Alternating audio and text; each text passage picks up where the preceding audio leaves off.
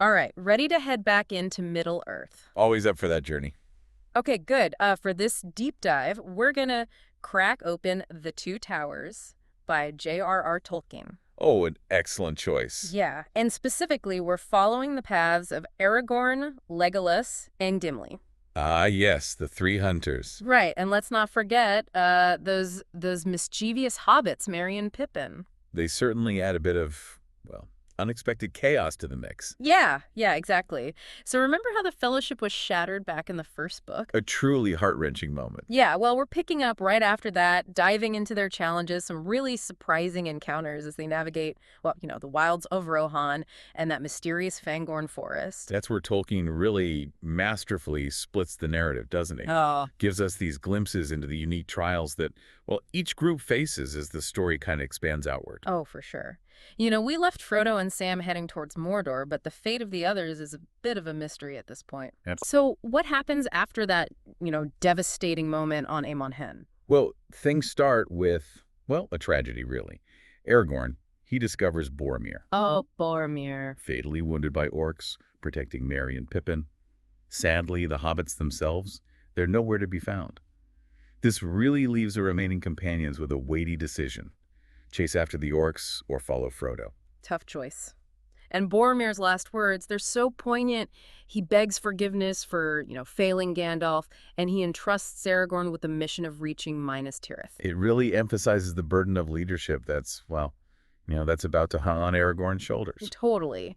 It's a huge turning point for him. You see his sense of duty solidifying, kind of foreshadowing his future role. Without a doubt. And of course, the missing hobbits, they just add another layer of suspense. Oh, for sure. At Parth Galen, only 2 boats remain. The orcs have disappeared with the hobbits, leaving the companions to, well, try to piece together what happened. Like a puzzle with, well, some pretty crucial pieces missing. I always felt this, real sense of urgency in this part of the story. They choose loyalty to their friends over, everything else, and they set off after the orcs. Right into the vast plains of Rohan. Yes. And Tolkien's descriptions are just, wow, so captivating. You go from that snow-covered Amon Hen to the rolling hills of Rohan where, spring is just starting to bloom. It's quite a contrast. It is. Yeah. And you almost feel like you're riding right alongside them. It's interesting, how Tolkien uses those landscape changes to reflect the emotional shifts in the story. Oh, yeah. Yeah, here we see nature mirroring their journey, emerging from this harsh winter of loss into a landscape that's, well, starting to awaken, becoming more vibrant. I like that. And then they encounter Éomer, a writer of Rohan. Oh, yes. Éomer, he's initially pretty suspicious, mistaking them for enemies.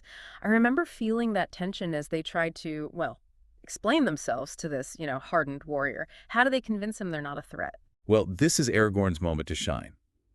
He skillfully uses his knowledge of Rohan's history. Remember, he's a descendant of kings connected to this land. Right. And that knowledge, coupled with the dire circumstances, it helps Éomer see the bigger picture. So he lets them go. He does, acknowledging the threat of Saruman. But they discover this burned patch where the orcs camped. It leaves a lingering question. What happened to the hobbits? It's like Tolkien is masterfully playing with our emotions. Keeps us on edge. Absolutely. From the wide-open plains, they enter the ancient, mysterious Fangorn forest. Uh-oh. Gimli, being a dwarf, he's wary of forests. Well, Legolas, the elf, he's drawn to its beauty. Two very different perspectives. Do you remember how those differing perspectives create this sense of both wonder and apprehension? Oh, absolutely. You get the sense that, something magical, but also potentially dangerous, is lurking within the forest. Yes, and then, of course, they encounter Treebeard, the ancient Ent. Treebeard. I bet for someone, someone unfamiliar with Tolkien, the Ents might need a little explanation. Could you shed some light on these fascinating creatures? Of course. Ents, they're essentially tree shepherds, these ancient, powerful, tree-like beings who act as guardians of the forest. They're, well, incredibly strong and resilient, known for their deliberate nature and deep connection to the natural world. Okay, so they're like the living embodiment of the forest itself. Exactly. Well, that explains Gimli's unease. But what I always found interesting is how Merry and Pippin, with their innocent curiosity, are the ones who pique Treebeard's interest. Yes. They're taken to his home, but Treebeard's pace is, shall we say, less than urgent. He's not exactly known for his haste. It creates this fascinating contrast with the companions' need to find the hobbits quickly. You've hit on a really important point there. It forces us to consider different perceptions of time. Yeah, Treebeard, he lives on a timescale far beyond, well, human comprehension. His slow, deliberate nature is a direct challenge to the immediacy of the companion's quest. It really makes you think, doesn't it? It does. What would it be like to live at the pace of a forest where, well, where centuries feel like moments? That's a great question for everyone to consider. Imagine experiencing time that way. Now, Treebeard, he may be slow to act, but he eventually reveals, a crucial piece of information. Saruman's treachery. Right. He reveals the destruction Saruman has wrought upon Fangorn Forest. It's a real turning point for Treebeard. You see his anger and grief building, foreshadowing the coming storm. So it's like a calm before the storm. Precisely.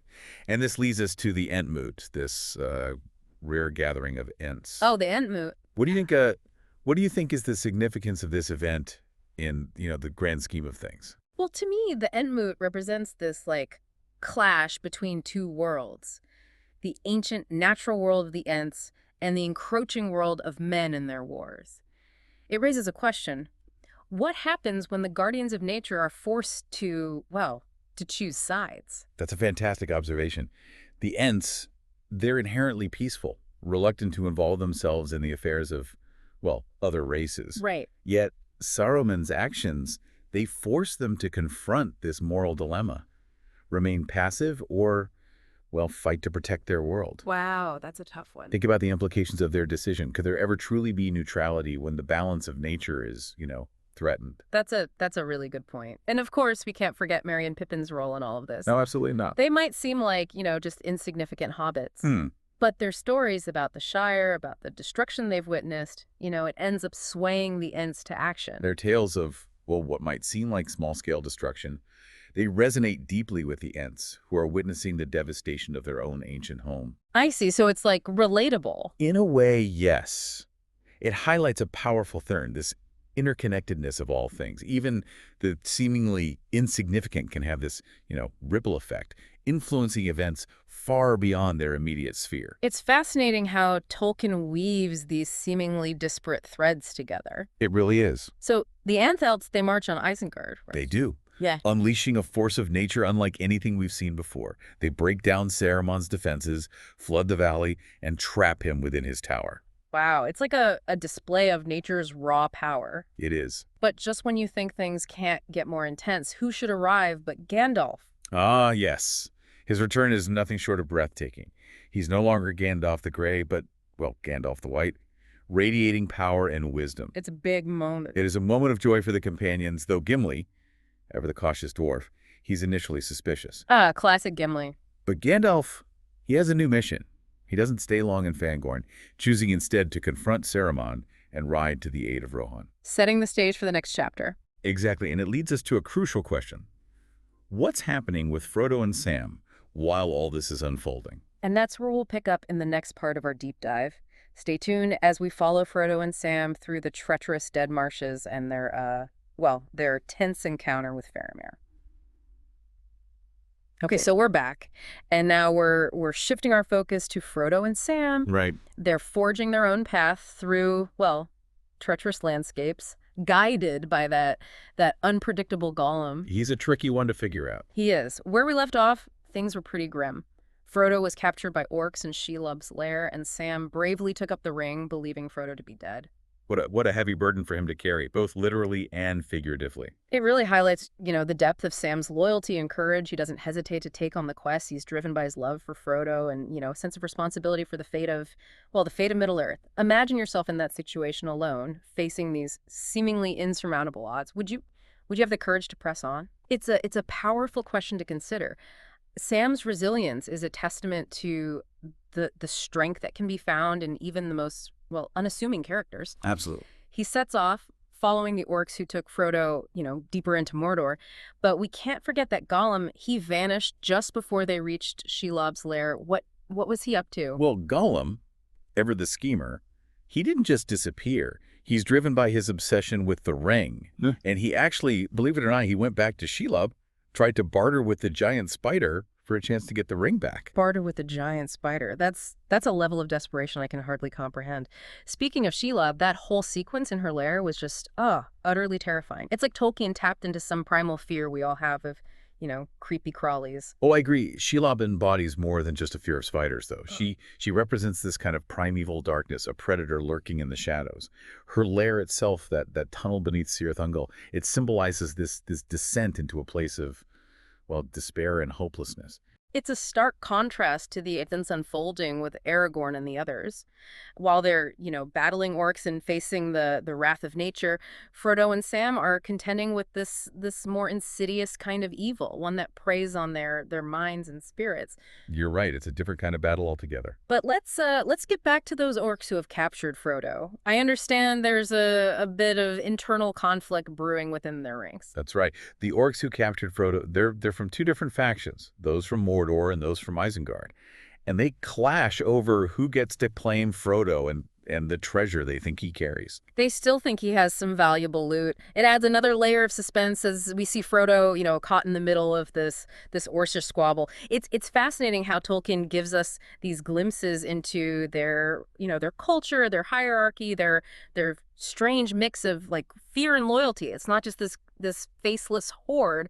They're individuals with their own motivations, however twisted they may be. He really fleshes them out, doesn't he? Yeah, he does. He does. You have Shigrat, the captain of the Mordor orcs, and Gorbag, the leader of the Isengarders, and their struggle for power. It reflects that larger conflict engulfing Middle Earth. It's like a microcosm of the war itself playing out in this dark corner of Mordor. It's a good point. It's a reminder that even amidst the chaos of war, individual choices and rivalries can have a significant impact on the course of events. Yeah, and those choices often have unintended consequences. Oh, for sure. You see, Frodo, stripped of his possessions and his mithril coat, he's mistaken for a simple soldier by the orcs. It's this misidentification coupled with their infighting that becomes his unlikely salvation. Fascinating how those things can work out. It's a reminder that sometimes being underestimated can work to your advantage. But let's rewind a bit. Remember how Sam overheard the orcs talking? He was eavesdropping, clinging to the hope that Frodo was still alive. Right, he never gave up hope. And his eavesdropping proves crucial. He learns about the orcs' plans to take Frodo to the Tower of Cirith Ungol, and more importantly, discovers that that Frodo is alive. Talk about a glimmer of hope in the darkest of places. Imagine the surge of relief Sam must have felt. Must have been incredible. It's a testament to his unwavering loyalty, even when all seemed lost. He's driven by that deep bond with Frodo, a friendship that transcends even the most dire circumstances. Their friendship is truly remarkable.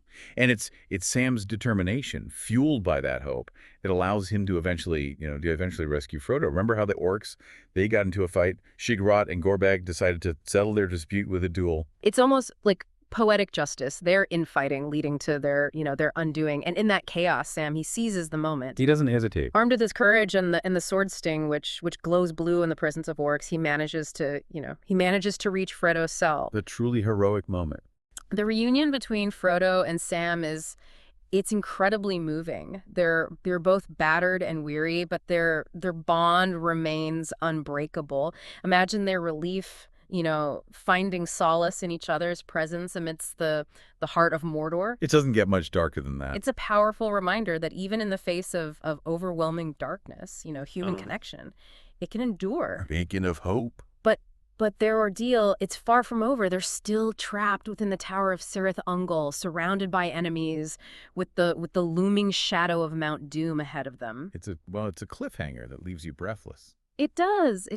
How will they escape this seemingly impossible situation? What lies ahead for Frodo and Sam as they continue their perilous journey towards Mount Doom? Well, that's what we'll uncover in the final part of our deep dive. We'll explore the challenges they face as they venture into the desolate landscape of Mordor and their final confrontation with Gollum. Okay, we're back. And the tension is, it's palpable.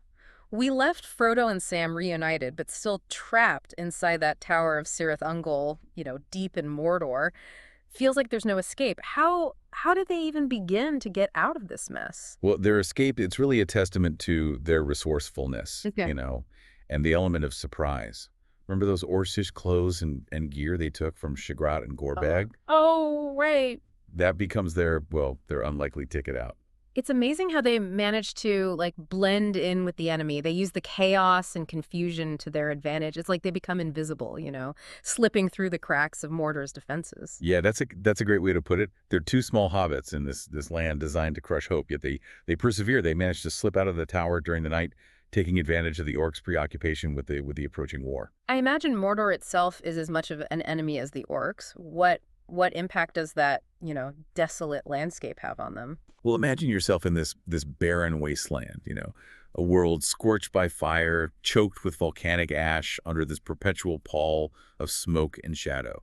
The very air, it feels heavy, oppressive. That's Mordor. It's more than just a physical challenge. It's this psychological battle against despair. And the closer they get to Mount Doom, the heavier the ring's influence becomes. Right. It's as if the land itself is amplifying the ring's power, feeding on Frodo's dwindling strength. Precisely. And Frodo, he bears the brunt of this. He's not just carrying the ring, he's carrying the weight of Sauron's malice, the hopes of Middle-earth, and the constant threat of the ring's corrupting influence. It's heartbreaking to see Frodo succumb to the ring's power, but Sam, ever the steadfast friend, never gives up on him. He keeps urging Frodo onward, reminding him of the beauty and goodness they're fighting for. Sam's unwavering faith and loyalty, they're like this beacon of light in the darkness. He embodies the resilience of the Shire. The simple joys of life that Frodo is in danger of forgetting. Think about the power of Sam's, simple acts of kindness, his unwavering belief in Frodo. It's a testament to the power of friendship to sustain us, even in the most hopeless of circumstances. It's such a beautiful and heartbreaking contrast, Frodo succumbing to the ring's insidious power and Sam clinging to hope, trying desperately to keep Frodo's spirit alive. It makes you wonder, what would it take to break that kind of bond? It's a question worth pondering. But amidst this desolation, there's a glimmer of something unexpected, a touch of humanity in the most unlikely of places. I'm intrigued. Tell me more. Remember those orcs that captured Frodo? Among them, there was this young orc named Snagga. He wasn't particularly cruel or vicious, just a cog in the machine trying to survive. And as he watched Frodo, he felt this flicker of pity, a sense of empathy for this small, broken creature. It's almost unbelievable to think that even in Mordor, even among those who serve evil, there could be a spark of compassion. It's a powerful moment. It speaks to the complexity of Tolkien's world. It suggests that even in the darkest of hearts, there's a possibility for redemption, a glimmer of something better. It makes you reconsider, doesn't it? Are things ever truly black and white? It certainly gives you pause. But as Frodo and Sam, inch closer to Mount Doom, their journey becomes this slow, agonizing crawl. They're exhausted, starving, and the ring's influence, it grows heavier with every step. It's at this point, at the brink of despair, that Gollum, he makes his final move. He attacks Frodo, desperate to seize the ring at last. That scene is so chaotic and intense, It's a culmination of Gollum's obsession, his years of scheming and manipulation. And in the end, he gets what he's always desired, the ring. Yeah. But it's a tragic victory, a Pyrrhic victory. Do you know what I mean? I think so. It's like winning a battle but losing everything in the process. Exactly, yeah, a hollow victory. And that's precisely what happens to Gollum. In his moment of triumph, he loses his balance and plunges into the fires of Mount Doom, taking the ring with him. It's a fitting end for Gollum, consumed by his own obsession. And with the ring's destruction, Sauron's power, it collapses. His armies crumble, and Mordor itself is shattered. It's an incredible moment of release. Yeah, a moment of profound catharsis, the culmination of their entire journey. But it comes at a cost. Frodo, he's deeply wounded, both physically and spiritually, forever marked by the ring's influence. And as Frodo and Sam are rescued from the slopes of Mount Doom, you really see the depth of their bond, the strength of their friendship that has endured through unimaginable trials. Their journey is over, but their story continues. They've saved Middle-earth, but they've also been changed forever. So as we conclude this deep dive into the Two Towers, what can we take away from their experience? Well, I think Tolkien is showing us that even the smallest acts of courage and kindness can have a profound impact. Frodo and Sam's journey it's a testament to the power of friendship, loyalty, and the indomitable spirit that resides within us all. Yeah. And it reminds us that even in the face of overwhelming darkness, hope can endure. It's a story about the choices we make, the burdens we carry, and the power of perseverance. And as we close this chapter of our exploration, I'm left with this thought: what would you have done in their place? How would you have faced the challenges, the temptations, the sheer despair of that journey? It's a question worth pondering, a reminder that we can all find inspiration in the courage and resilience of those who dare to venture into the unknown. Thanks for joining us on this deep dive. Until next time, keep exploring.